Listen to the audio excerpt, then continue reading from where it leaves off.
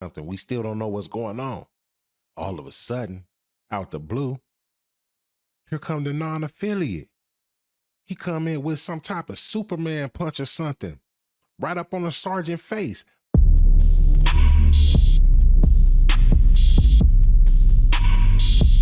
Cano wins.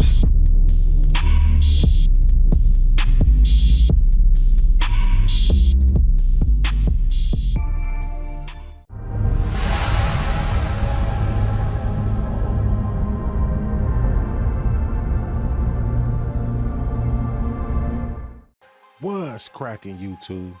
And how's everyone doing? This is the Unchained podcast. I am your host and guide through these streets, CanoIII. Let me take you on a journey.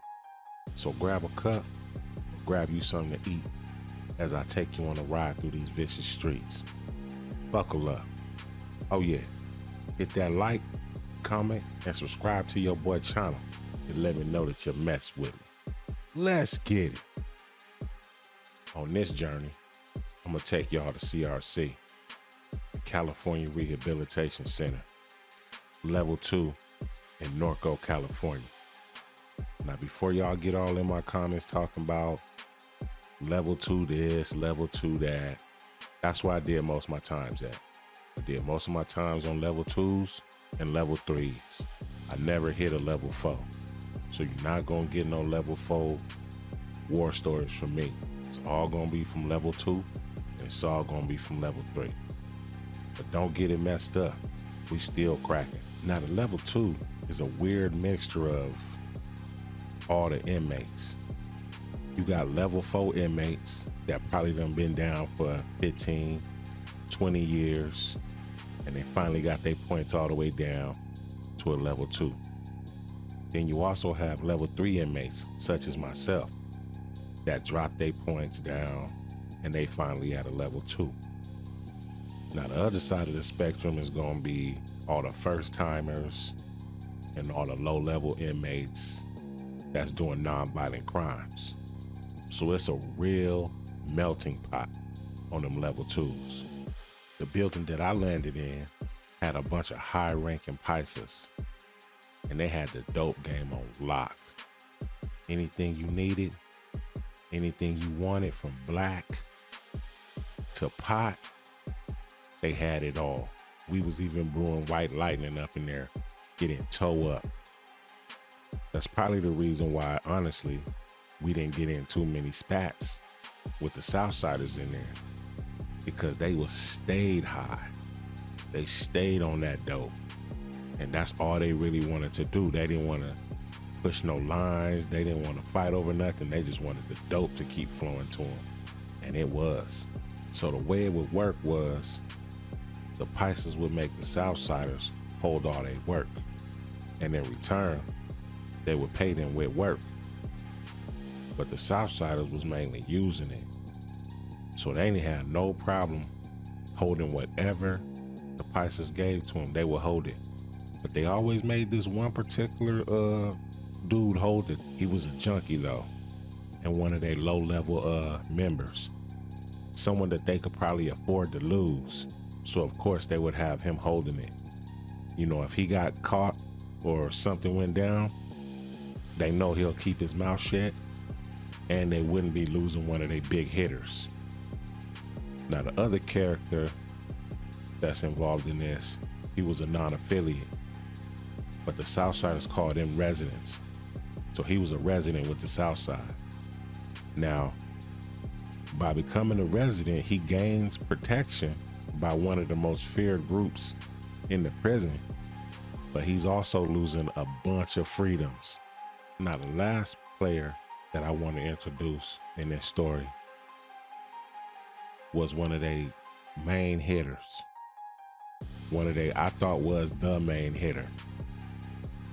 He was a Southsider out of Orange County. Big dude. Not too tall, but he was stocky, kind of swole, muscular, you know what I mean? He was one of they ones that we looked at like, if it go down, we gotta take him out. I'm on my way back from school one day, I was enrolled in the college there trying to get my associates in business marketing. And I get back to the dorm, everything normal, just a normal old day. I go to my bunk. OC, he right next to me. He got the bunk right next to me. So we chopping it up. You know what I'm saying? We just telling each other about our days and, you know what I'm saying? And just maxing and relaxing. So all of a sudden, we hear some commotion up there by the tower. We look up and we see the Southsider that's designated to be carrying the dope getting into it with the sergeant by the door. Now, he's known for being under the influence all the time and causing scenes. But for the most part, it goes unnoticed because our dorm was always the hot spot, and it had been like that for a minute. So it was always janky things going on in there, and they always seemed to go unnoticed. For some reason, the sergeant must have felt something was suspicious about him, or, you know, something was going on, or maybe he seen something, because he was telling him to put his hands up against the wall so he could search him. But he was refusing. He was like, "Nah, I'm not gonna put my hands up on the wall. You're not finna search me." Now we knew it was about to get all bad because we heard the sergeant call for backup. And when the sergeant called for backup, they all coming. So about 2 more COs run in, and now they surrounded him. When he saw the other COs surrounding him, I guess he went into a full-blown panic. At the time, nobody really even knew what was still going on. But the next thing you know, he fire on the sergeant. He get off a cool 2-piece on the sergeant. Pow, pow, all up in the sergeant grill. So soon as he touched the sergeant, you already know, the other 2 officers, they get gung-ho. So now they own him. They strapping him down. One of them got him in a chokehold. He fighting. He's steady trying to get to something. We still don't know what's going on.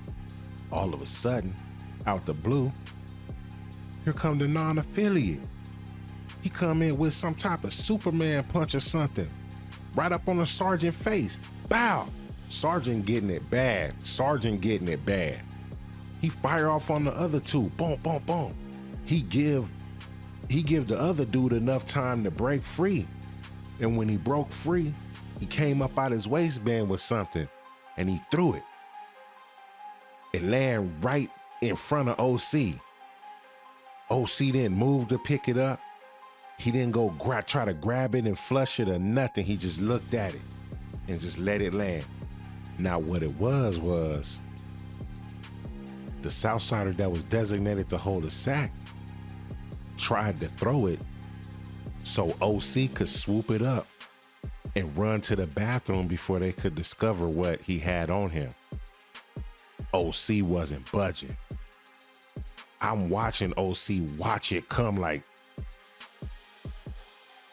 watch it land right in front of him, turn his head like he ain't even see it. I seen him see it. He was supposed to pick that up and try to get it to the bathroom as fast as he could to flush the evidence. But he wasn't budging. So by this time, all the rest of the backup that the sergeant called, they done busted in. They in the dorm.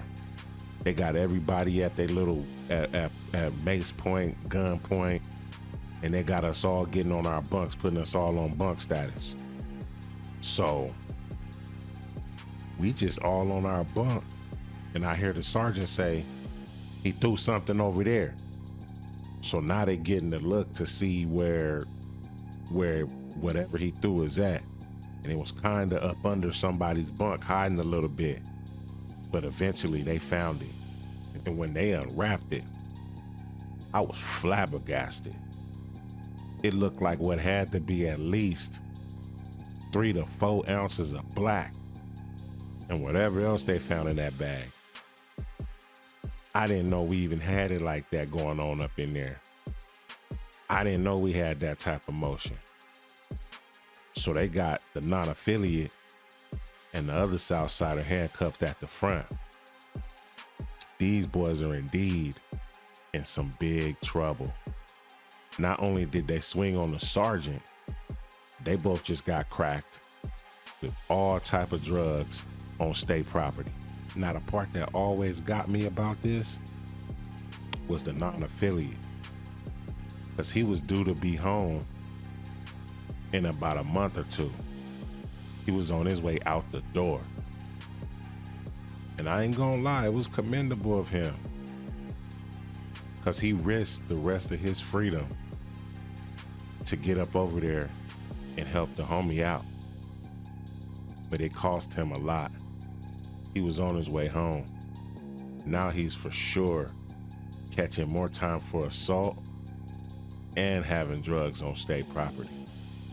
Now, after everything was over and we was off bunk status, me and a couple of the homies, we chopping it up, we laughing, we clowning, because OC always walk around like he down for whatever, like he gonna go down for the cause. No matter what gotta be done, he gonna go down.